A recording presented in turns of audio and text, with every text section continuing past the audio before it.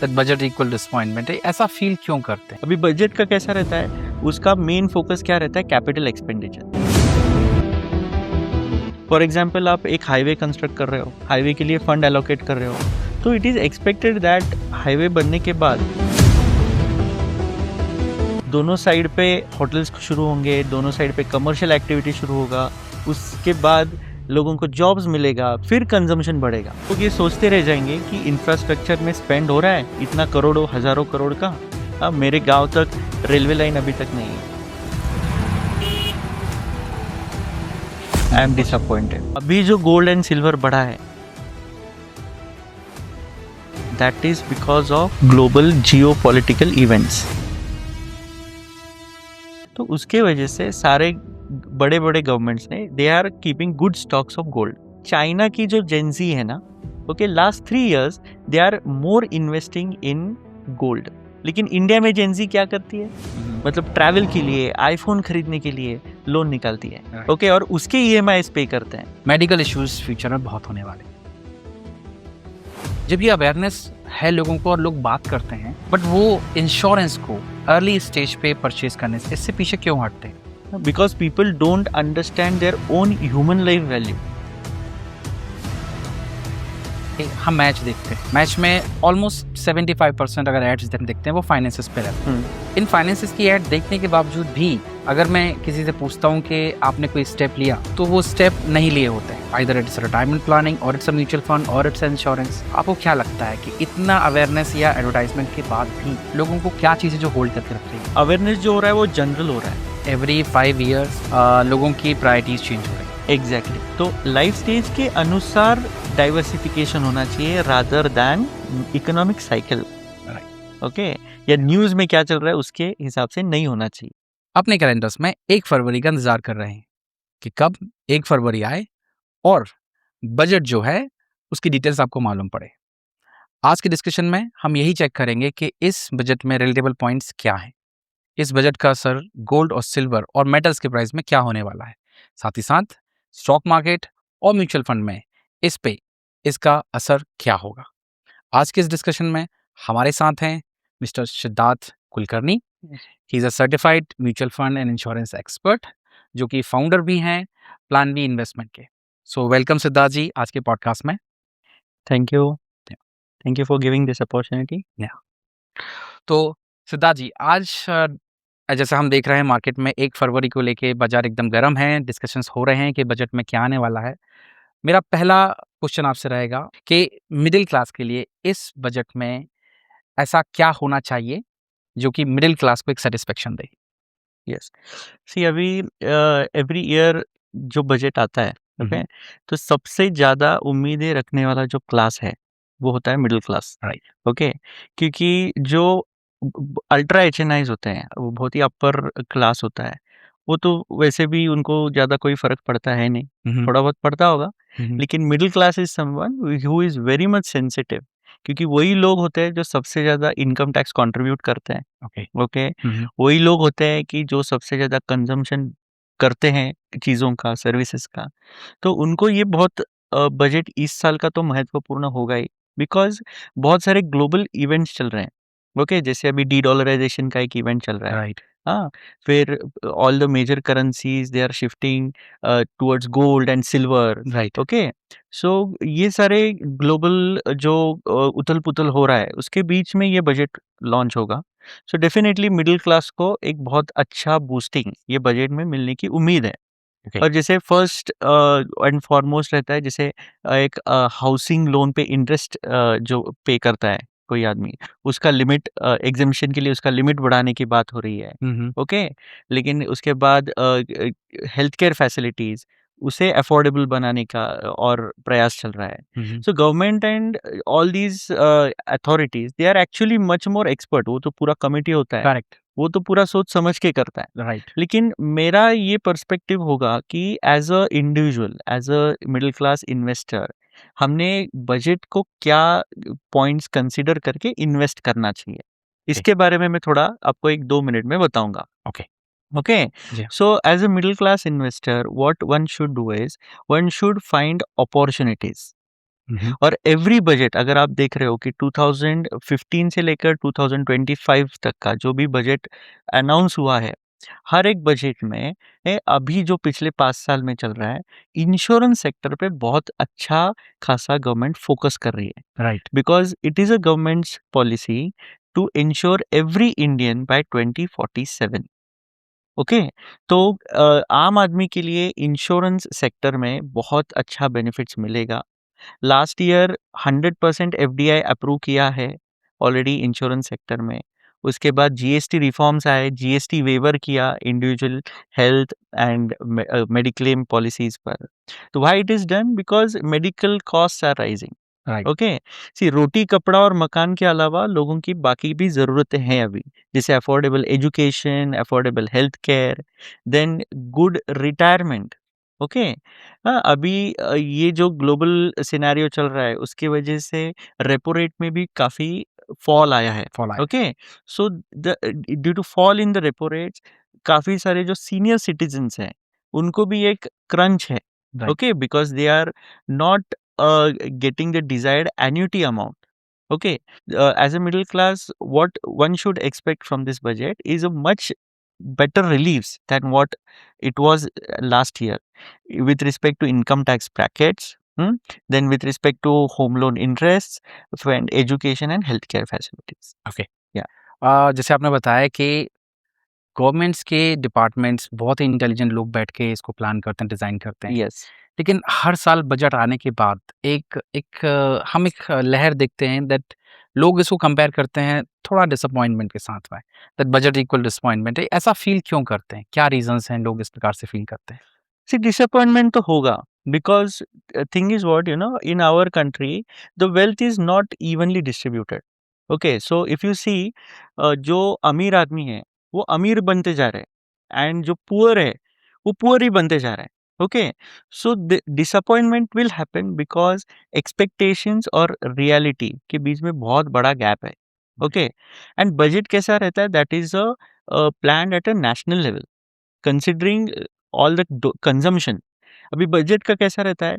उसका main focus क्या रहता है? Capital expenditure. हुँ, अभी कैपिटल एक्सपेंडिचर से इमीडिएटली कंजम्पशन बूस्ट हो, ये तो होता नहीं है। नहीं होता। हाँ, फॉर एग्जाम्पल आप एक हाईवे कंस्ट्रक्ट कर रहे हो, हाईवे के लिए फंड एलोकेट कर रहे हो, तो it is expected that highway बनने के बाद दोनों साइड पे होटल्स शुरू होंगे, दोनों साइड पे कमर्शियल एक्टिविटी शुरू होगा, उसके बाद लोगों को जॉब्स मिलेगा, फिर कंजम्पशन बढ़ेगा। करेक्ट। लेकिन इससे इन्फ्लेशन भी बढ़ता है। राइट। ओके, ये अपना पुराना एक ट्रेडिशनल मॉडल जो गवर्नमेंट फॉलो करता है। एक्चुअल एक्सपेक्टेशंस कब मीट होंगी लोगों की? When people are planning their finances properly and then they link और then they take the advantages of जो बजट में जो भी अनाउंसमेंट्स हुए हैं, जो भी सेक्टर्स में ग्रोथ का चांस है, या जो भी टैक्स एग्जेम्पशंस लोगों को दिए जा चुके हैं, उसका जब फायदा उठाएं, उसके बेसिस पे अपना फाइनेंशियल प्लानिंग करें, तब ये डिसअपॉइंटमेंट लेवल कम होगा। Okay, okay. ओके, अदरवाइज ये डिसअपॉइंटमेंट लेवल एवरी ईयर वैसा ही रहेगा। लोग ये सोचते रह जाएंगे कि इंफ्रास्ट्रक्चर में स्पेंड हो रहा है इतना करोड़ों हजारों करोड़ का, मेरे गांव तक रेलवे लाइन अभी तक नहीं है, आई नहीं एम पहुँची। Disappointed. Yes. Okay, so this is a common scenario. इसमें एक कॉमन सिनेरियो ये भी आ रहा है कि दैट लोगों की सैलरियाँ बढ़ रही हैं, लेकिन उनकी बेसिक वेल्थ जो है, वो इन्फ्लेशन भी मैच नहीं कर पाती है। करेक्ट। तो ये इस पे थोड़ा-सा अगर आप बताएँगे क्या रीज़न है जो दैट लोगों की बेसिक जो वेल्थ जनरेशन या क्रिएशन या मैं सेविंग बोलूँ, बहुत सारे लोग सेविंग्स ही इसको मान के चलें अभी, तो वो इन्फ्लेशन बेट नहीं कर पाते हैं। क्या रीज़न होता है? See, obviously, because see, there is actually not a precise relation between salary hike meeting the inflation. क्योंकि अगर सैलरी हाइक हुई तो स्पेंडिंग भी ज़्यादा बढ़ेगा, या लोगों की परचेसिंग पावर भी बढ़ेगी, करेक्ट, तो उससे इन्फ्लेशन कम होगा या ज़्यादा होगा? इन्फ्लेशन भी बढ़ेगा। बढ़ेगा। Okay, see there are, this is a very vast actually topic. उसमें कई सारे एस्पेक्ट्स हैं। ओके, सी सैलरी हाइक होना और उसके बाद आपके जो इन्फ्लेशन है उसको मीट करना, okay, these are two different aspects all together. अभी लोग क्या करते हैं ना, सी फॉर एग्जांपल किसी को लग्जरी कार लेना है, तो वो क्या बोलता है, मेरा सैलरी हाइक होगा तब मैं लग्जरी कार लूंगा, राइट?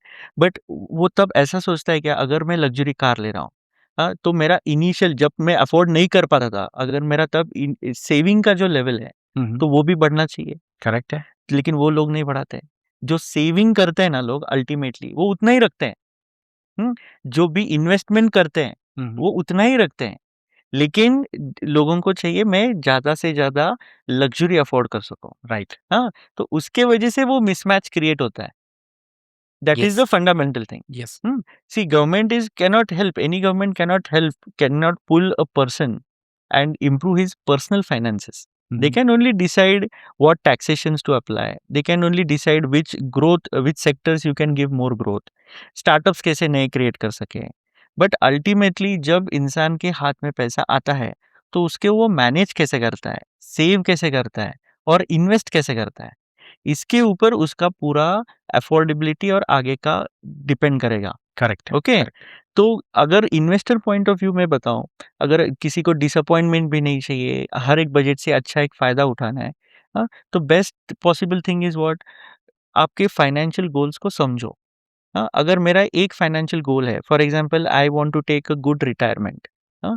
तो ये देखना चाहिए कि बजट में क्या टैक्स एक्सेम्पशंस है, रादर देन कौन से सेक्टर में मेरा पैसा बढ़ेगा।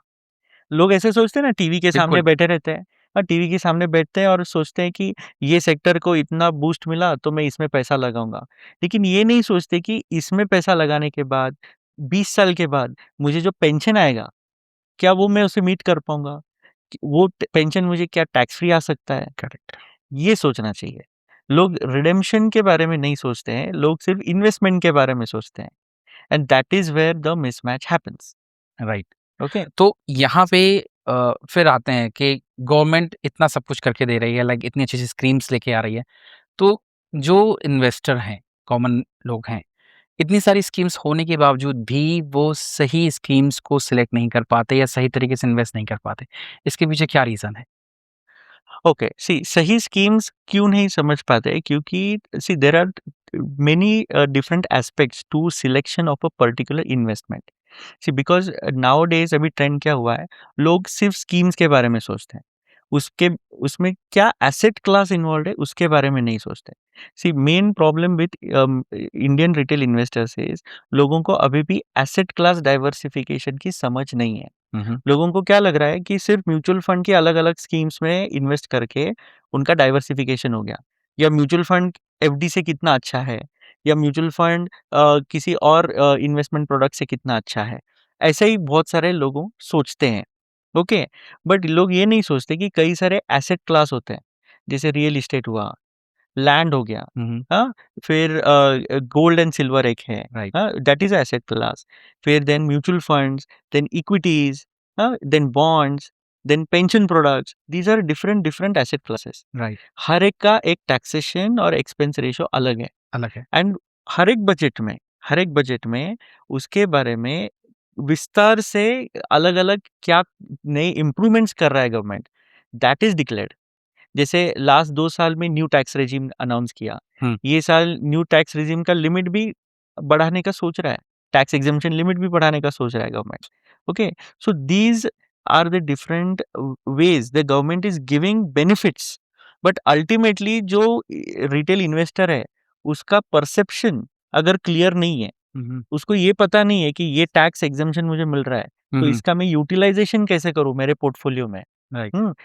Till then he is not going to channelize, or till then he is not going to create that hook to build his wealth utilizing the budget right, uh, benefits. Right. आपने यहाँ बहुत अच्छी बात की डाइवर्सिफ़िकेशन की। लोगों का सोचना होता है कि दैट 6 अलग-अलग एसेट क्लास में पैसे डाल दिए, दैट्स डाइवर्सिफ़िकेशन। थोड़ा-सा लोगों को बताओ कि डाइवर्सिफ़िकेशन का एग्ज़ैक्ट मीनिंग क्या है? ओके, सी डाइवर्सिफिकेशन का एग्जैक्ट मीनिंग ये है कि आपको फर्स्ट ऑफ ऑल अलग-अलग चीज़ों को एक्सप्लोर करना है। सी देयर आर फंडामेंटली कुछ एसेट्स रहते हैं। जैसे अभी एक एसेट पकड़ लो आप, गोल्ड, ओके? गोल्ड एक फंडामेंटल मेटल है, राइट? गोल्ड आप फिज़िकली भी दिखता है आपको। आप ईटीएफ भी खरीदते हो तो उसके पीछे फिज़िकल गोल्ड रहता है, okay? That is backed by strong fundamental. हुँ? वैसे ही एक अच्छी कंपनी का शेयर लो, that is also backed by strong fundamental. जो भी एक एसेट क्लास है, it should be backed by strong fundamental. ऐसे कोई पिरामिड स्कीम या फिर ऐसा कोई एसेट नहीं होना चाहिए जो वर्चुअल हो, जिसको कोई स्ट्रॉन्ग फंडामेंटल नहीं है, वो एसेट ही नहीं है एक्चुअली। या फिर भी लोग आजकल उसको प्रेफर करते हैं, people get misguided by that. तो डाइवर्सिफिकेशन रियल में कैसा होता है कि आप fundamentally backed asset class assets लो, उस अलग अलग एसेट्स में डिवाइड करो अपने पैसे, and that division should be as per your life stage. Okay, हर एक लाइफ स्टेज में एक इंसान की अलग अलग ज़रूरतें होती है। हाँ, सी अभी अगर सपोज़ कहीं पे कोई इंफ्रास्ट्रक्चर प्रोजेक्ट लॉन्च हो रहा है, या कहीं पे कई हॉस्पिटल्स खुल रहे हैं, okay? See that is not going to immediately affect your lifestyle और इम्प्रूव योर लाइफ़स्टाइल, क्योंकि वो प्रोजेक्ट्स डिलीवर होने में एक डेकेड चला जाता है या और उसके बेनिफिट्स आने में, करेक्ट। ओके? लेकिन इमीडिएटली आपको क्या चीज़ से रिलीफ मिलेगा? हाँ, इमीडिएटली आपको अलग-अलग मार्केट साइकल्स देखने, कौन से मार्केट में कौन कमोडिटी मार्केट है, इक्विटी मार्केट है, जैसे mid cap, large cap, small cap sectors है, उसमें क्या साइकिल चल रहा है? उसके जो डाउन साइकिल में है, उसको इन्वेस्ट करना है। अभी जैसे गोल्ड एंड सिल्वर रिसेंटली बहुत भाग गए, ओके? बहुत अच्छा एप्रिसिएशन दिया लास्ट 1 ईयर में गोल्ड एंड सिल्वर में। तो अभी उसमें एलोकेशन कितना रखना चाहिए? या और अभी इक्विटी में एलोकेशन बढ़ाना चाहिए या नहीं चाहिए, वो हर एक के risk appetite and life stage के हिसाब से चेंज होगा, okay? And that is what actual diversification means. You should understand the investment cycles, you should understand the strongly backed fundamental assets, and when to keep a balance or how much balance to keep at various life stages in life your life, stages, yes. okay? Currently at every 5 years लोगों की priorities change हो रही हैं। Exactly exactly. तो life stage के अनुसार diversification होना चाहिए rather than economic cycle, right, okay? या न्यूज़ में क्या चल रहा है उसके हिसाब से नहीं होना चाहिए। Correct, correct, correct. यस, यहाँ पे आपने क्योंकि गोल्ड और सिल्वर का डिस्कशन किया, तो गोल्ड और सिल्वर पे आप कैसा देख रहे हैं कि बजट का क्या असर होने वाला है? सी अभी जो गोल्ड एंड सिल्वर बढ़ा है that is because of global geopolitical events, first of all, okay? There are many events going on, mainly एक डी डॉलराइजेशन का ट्रेंड चल रहा है, ओके? तो उसके वजह से सारे बड़े बड़े गवर्नमेंट्स ने they are keeping good stocks of gold.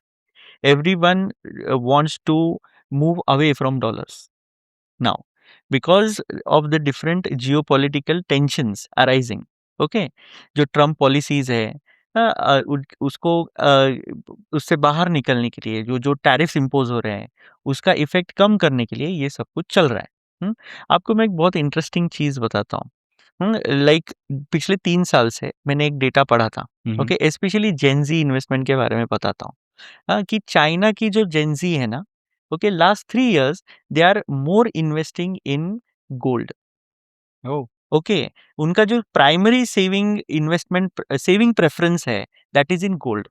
लेकिन इंडिया में जेनजी क्या करती है? इंडिया में जेनजी बीएनपीएल मॉडल को प्रमोट करती है, मतलब ट्रैवल के लिए, आईफोन खरीदने के लिए लोन निकालती है, राइट, ओके? और उसके ईएमआईस पे करते हैं, ओके? बट सी वो जो डिफरेंस होता है ना, जो एक हर एक कंट्री में होता है कि चाइना इतना इकोनॉमिक सुपर पावर क्यों है और हम लोग इतना लैग क्यों करते हैं? Because it is because the way we perceive these things, okay? See जो लोग गोल्ड को सेविंग प्रोडक्ट बना रहे हैं पिछले 3 साल से, और हम लोग ऐसे हमारा जनरेशन जो भी 4-5 हज़ार का सेविंग कर रहा है वो स्पेंड कर रहा है लोन्स रीपे करने में। Okay, so that is basically a mindset, okay? जो जो सोशल मीडिया पे कम्युनिकेशन होता है या जो भी सोशल इकोनॉमिक इम्पैक्ट होता है, ओके, उसके बेसिस पे तो गोल्ड में जो हम लोग इन्वेस्ट अभी जो हाइक प्राइस हाइक हुआ है, तो basically gold is a very good asset class. Traditionally India holds lots of gold. या लोग ट्रेडिशनली भी प्रेफरेंस करते हैं लोग इन्वेस्ट करना गोल्ड में, okay? But in future, if you see, gold investments should contribute at least 15 to 20% of any in retail individual portfolio. वो तो होना ही चाहिए, ओके, ओके? अभी इस प्राइस पॉइंट पे गोल्ड में इन्वेस्ट करना चाहिए या नहीं? तो definitely gold is very much अभी रैली हो चुका है। उसको एक एटलीस्ट एलोकेशन कम करना चाहिए उसका। उसका एलोकेशन कम करके अलग एसेट क्लास में एज़ पर लाइफ स्टेजेस कि अभी रीशफलिंग करना बहुत ज़रूरी है। ओके। राइट? क्योंकि बहुत स्पेक्युलेशंस भी रहते हैं मार्केट में कि गोल्ड सिल्वर और हाइक हो सकते हैं और बढ़ेगा, बढ़ने दो। लेकिन जितना कैपिटल गेन हो चुका है, गेन को रेगुलर टाइम इंटरवल्स पे विड्रॉ करना और डाइवर्सिफाई करना, दूसरे एसेट क्लास में इन्वेस्ट करना, ये बहुत ज़रूरी है, which everyone should do. Okay? Smart investors जो हैं वो बजट में ऐसा क्या देखते हैं जो जो कॉमन इन्वेस्टर है वो नहीं देख पाता? ओके, सी स्मार्ट इन्वेस्टमेंट बजट में कुछ नहीं देखता है। स्मार्ट इन्वेस्टर होता है जो बजट से पहले और बजट के बाद देखता है।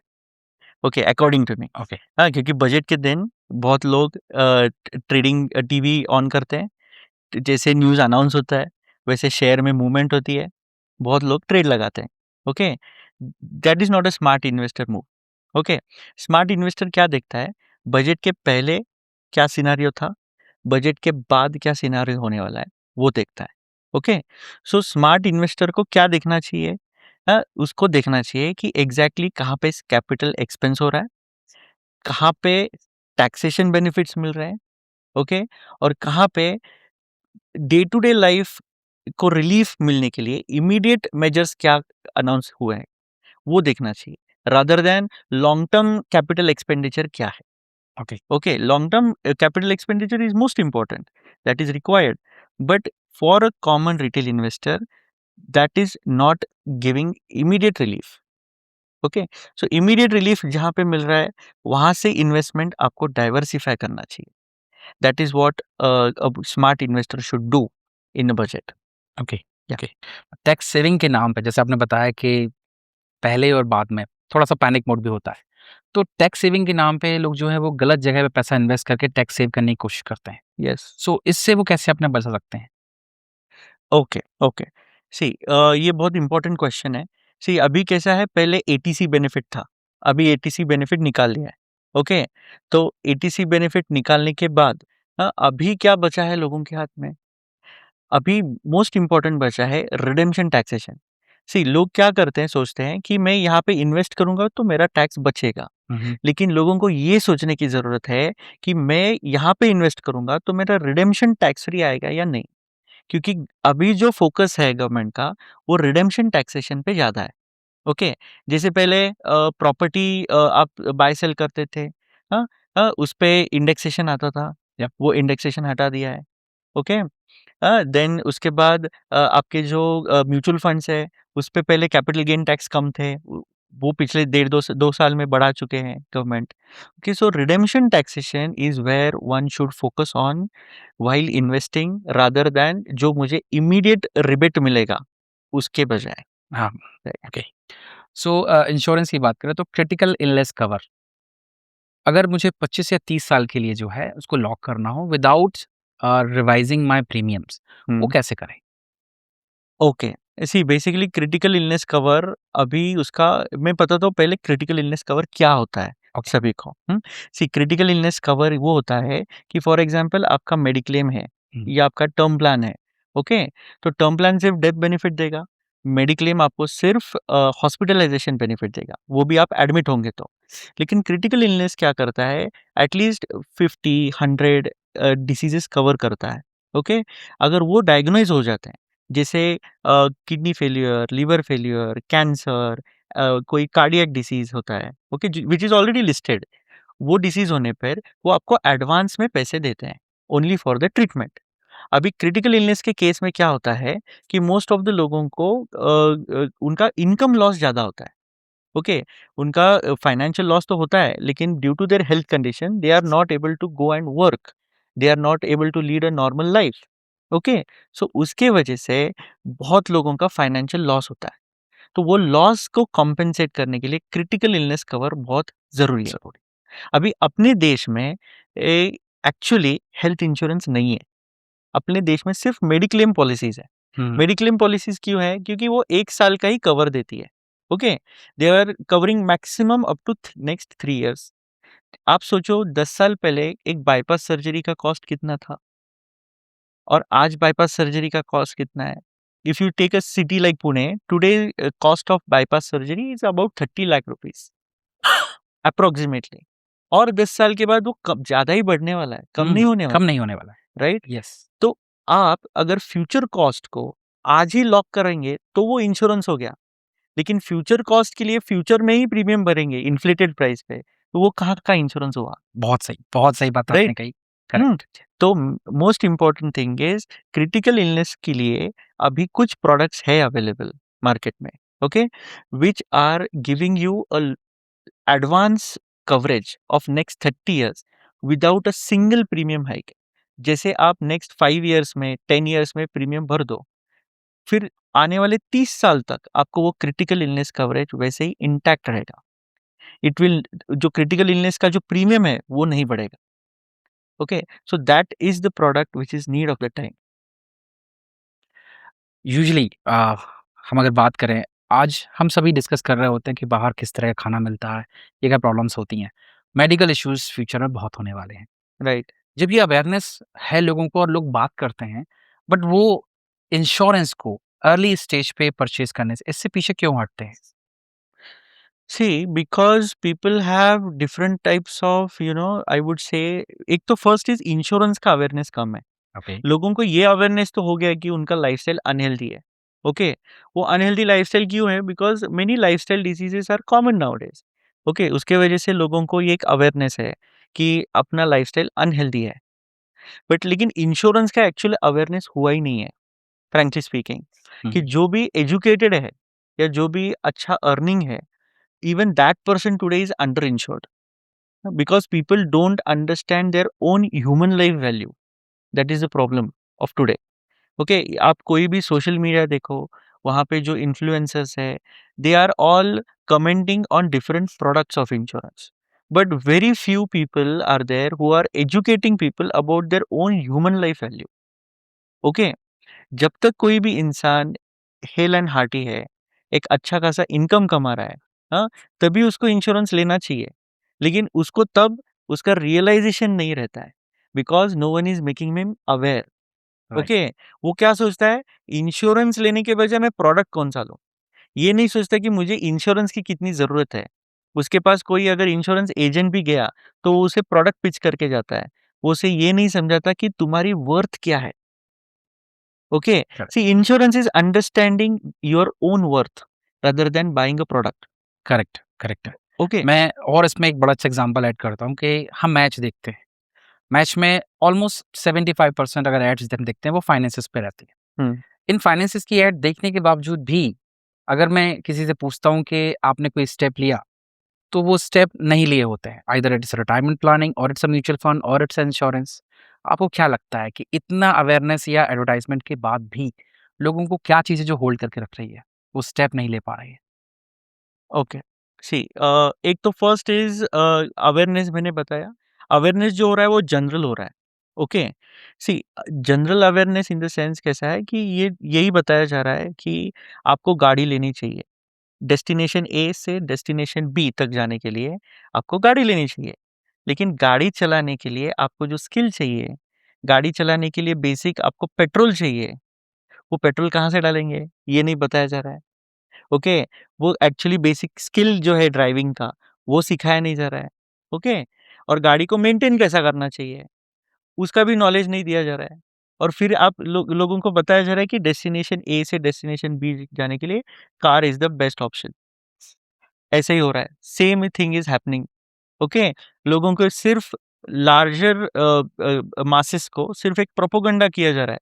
आपको इंश्योरेंस की ज़रूरत है, लेकिन किस type of insurance is suitable, then how to service your insurance, and then most important how to take the benefits from your existing insurance, ये किसी को समझाया नहीं जा रहा है। And that is where the biggest problem is. वो problem जब तक सॉल्व नहीं होता, तब तक लोग खुद से नहीं आएँगे इंश्योरेंस खरीदने के लिए। इंश्योरेंस को हमेशा पुश ही करना पड़ेगा लोगों के लिए। अ, इंश्योरेंस के बाद हम बात करते थोड़ा-सा एफडीज़ पे या पोस्टल स्कीम्स पे जिनके रेट ऑफ इंटरेस्ट बहुत लो जा रहे हैं। तो एफडी और पोस्टल स्कीम्स के अलावा और क्या स्कीम्स या वेज़ हैं जिससे लोग अच्छा रिटर्न या अपना रिटायरमेंट सिक्योर कर सकते हैं? ओके, सी ट्रेडिशनली एफडी ही लोगों का एकमात्र सेविंग प्रोडक्ट रहा है। Why FD? बिकॉज़ अंग्रेज़ों के ज़माने से सिखाया गया है हम सभी को ओके, बिकॉज़ जब हम लोग कॉलोनियल रूल में थे, प्री इंडिपेंडेंस एरा में, ओके, तब Britishers were here to loot the country, okay, तो उनको पैसा कहीं से तो बटोरना था, लेके जाना था, तो इसीलिए वो एफडी प्रमोट करते थे, ओके। फिर उसके बाद अनफॉर्चुनेटली वही ट्रेंड कंटिन्यू हुआ। लोग मतलब अपने देश में 12-12, 13-13% की एफडीज़ कुछ ज़माने में होती थी, उसको भी 10-20 साल हो चुके हैं अभी। हुँ, लेकिन repo rate is constantly falling.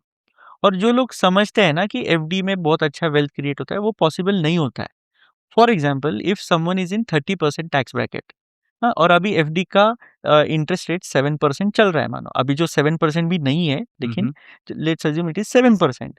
तो अगर 30% टैक्स ब्रैकेट है, तो उस पे अगर 4% का एजुकेशन सेस जोड़ लो, तो इफेक्टिव टैक्स रेट होता है 31.2%। तो इन हैंड उसके हाथ में जो अमाउंट आएगा, तो वो लगभग आएगा 4.8%, जो नेट यील्ड होगा उसका।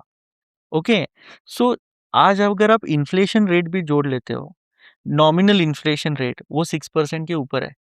ओके, और आपका एफडी कितना दे रहा है आपको? 4.8%।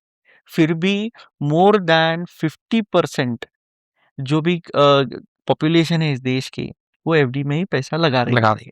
Because of their comfort zone, because this is the way Indians are taught right from their childhood, कि बैंक में खाता खोलो, वहां पे जाके एफडी करो। ये कोई किसी को सिखाया नहीं जाता है कि आप उस सेविंग को टैक्स फ्री कैसे ला सकते हो। ये नहीं सिखाया जाता है कि आप उस सेविंग से आपको एक अच्छा टैक्स फ्री रिटायरमेंट इनकम हासिल कर सकते हो। ये बिल्कुल पॉसिबल है। कई सारे सेविंग प्लान्स हैं which are very much regulated, very much safe, backed by government bonds, okay? They are delivering more returns than FD which is tax free and that is hassle free, okay. But unfortunately जैसे मैंने पहले बताया, people don't understand their own worth, okay. So ये लोग समझते ही नहीं है कि मुझे एफडी के बजाय दूसरे सेविंग प्रोडक्ट्स में भी इन्वेस्ट कर सकते हैं, कर सकते हैं। राइट। तो यहाँ पे जैसे आपने बताया कि people don't understand their own work, right? तो इसके लिए क्या कारण है that they are not talking to people, they are not consulting with the right person? Okay, see ये तो बहुत ही एक्चुअली एक I would elaborate this, see because consulting a right person, okay, see first of all people don't share their financial data easily, they will share their financial data only to the person who is whom they trust, okay. Secondly, अपने देश में ऐसा कोई platform भी नहीं है कि जो एक अच्छा वेरीफाइड एडवाइजर प्रोवाइड कर सके। अभी जैसे आपने आपका जो धन एक्सपर्ट है, उसके माध्यम से आप जैसे एक वेरीफाइड एंड ट्रस्टेड एडवाइजर लोगों को उपलब्ध करा रहे हो, वैसे अवेलेबल ही नहीं है एक्चुअली। बहुत सारे लोग कैसे रहते हैं, कोई चाचा, अंकल, आंटी रहते हैं, वो एक कोई एजेंसी ले लेते हैं या कोई बिज़नेस कोड ले लेते हैं, हुँ, कहीं पे रेफरल कोड ले लेते हैं और वो खुद को इन्वेस्टमेंट एडवाइज़र स्वयं घोषित करता है। Okay, that is what the advisory scenario is in our country to a large extent even today.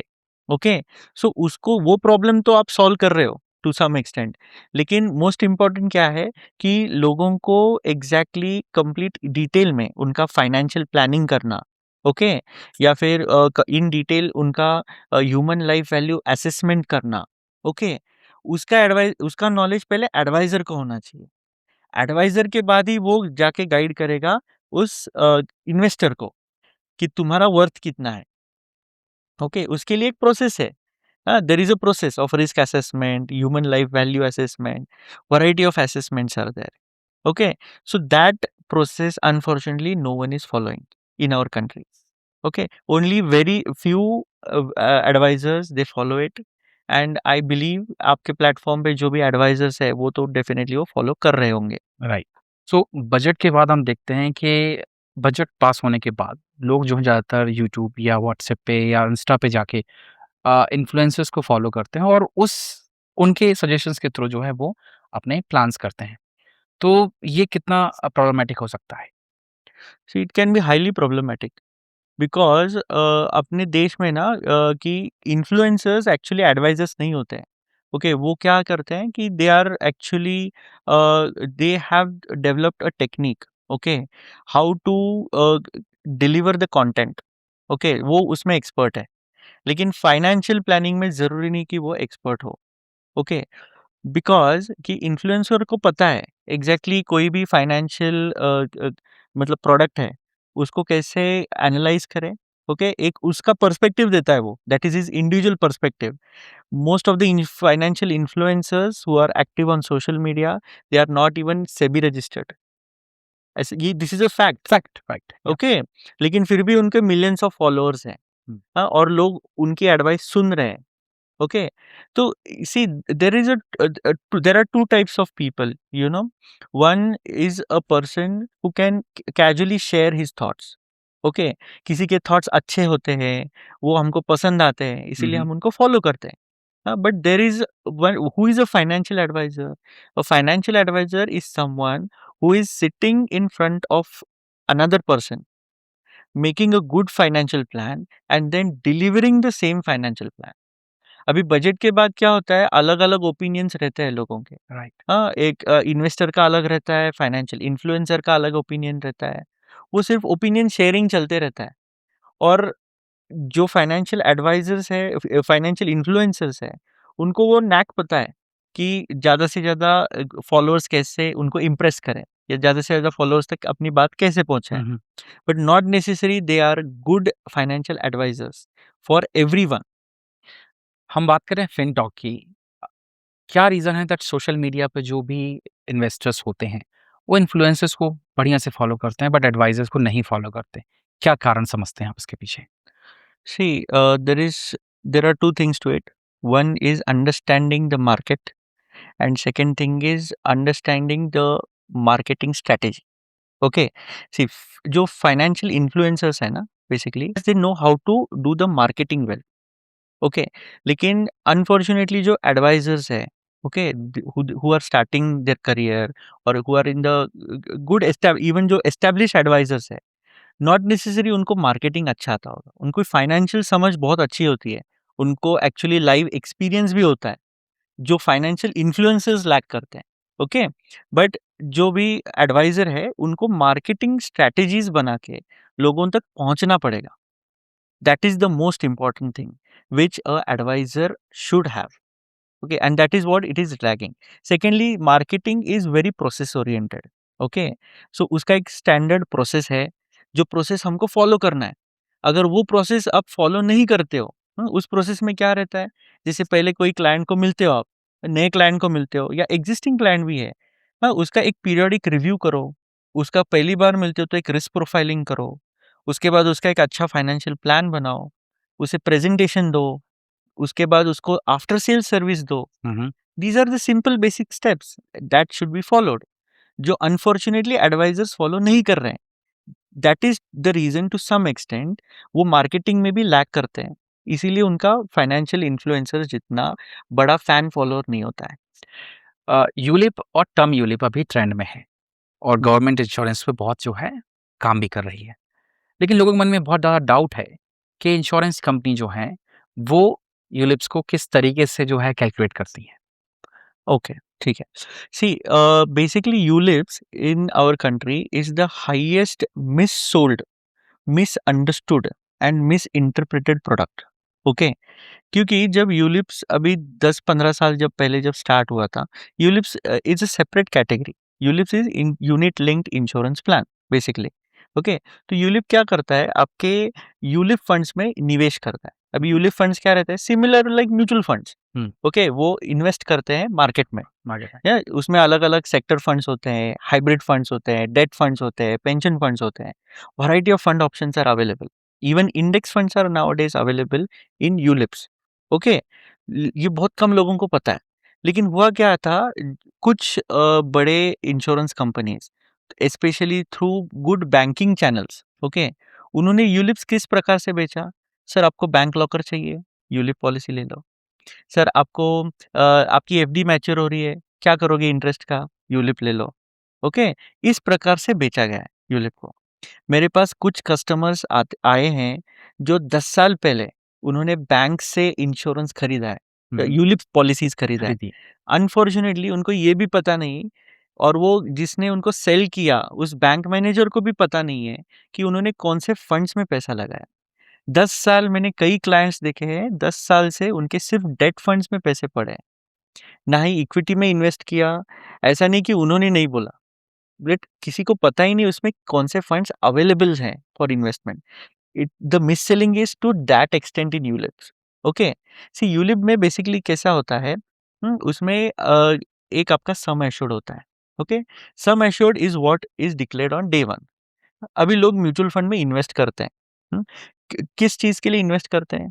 For some financial goal, Correct. Yeah. maybe for education, for traveling, or maybe for daughter's marriage, higher education, for retirement, all these variety। ULIP में क्या किया है? ULIP में 2.5 लाख तक का tax exemption दिया है। 2.5 लाख तक का जो भी इन्वेस्टमेंट होगा, redemption is tax free. Okay, जो म्यूचुअल फंड में नहीं दिया है। Why? Because ULIP is a mutual fund with capital guarantee. आप किसी पर्पस के लिए अगर एसआईपी कर रहे हो, तो डे वन को तो आपको गारंटी नहीं है ना कि उसका पर्पस सर्व होगा। कोई अगर बेटी की शादी के लिए म्यूचुअल फंड की एसआईपी कर रहा है, तो वो 20 साल के लिए करेगा, लेट्स अज्यूम। लेकिन 20 साल में जो रिटर्न आएगा, तो पहले 7 से 10 साल तो उसका कंपाउंडिंग होगा ही नहीं ज़्यादा। Real compounding in mutual fund SIPs happen after 10 और 12 ईयर्स। ओके, 15 साल के बाद आपको एक्चुअल उसका 15 से 20 का लास्ट 5 इयर्स रहेंगे, वहाँ पे एक्चुअल कंपाउंडिंग गेन दिखेगा, राइट? राइट। लेकिन तब मार्केट ने भी परफॉर्म करना चाहिए, करना चाहिए। तब तक वो आदमी जीवित भी रहना चाहिए, राइट? तब तक वो इन्वेस्टमेंट वैसे इंटैक्ट भी रहना चाहिए, तब जाके वो कैपिटल गेन होगा। और म्यूचुअल फंड में वो कैपिटल गेन होने के बाद क्या आता है? रिडेम्पशन टैक्सेशन आता है। यूलिप में रिडेम्पशन कंप्लीटली टैक्स फ्री है। ओके, तो बेसिकली एक अगर आप टर्म प्लान लेते हो, टर्म प्लान में क्या रहता है? हायर रिस्क कवरेज रहता है। फॉर एग्जाम्पल आप 1 लाख का प्रीमियम, आप फॉर एग्जाम्पल एक वन इज 35 ईयर्स ओल्ड, उसको 1 करोड़ का टर्म इंश्योरेंस चाहिए, डेथ बेनिफिट। और उसका अगर प्रीमियम लगभग 50,000 रुपये आ रहा है, तो डे वन से कंपनी उसको 1 करोड़ का लाइफ कवर दे रही है। डे वन से कंपनी सिर्फ 50,000 के अगेंस्ट 1 करोड़ का 1 लाइफ करोड़ कवर का। दे रही है, राइट? या। लेकिन यूलिप में कैसा रहता है? आपको 10 टाइम्स लाइफ कवर मिलता है। हाँ, जैसे आप उसका लाइफ कवर बढ़ाते हो, आपका थोड़ा मोर्टेलिटी चार्ज बढ़ता है। But the mortality charges are reducing. हुँ। ये लोग समझते नहीं है।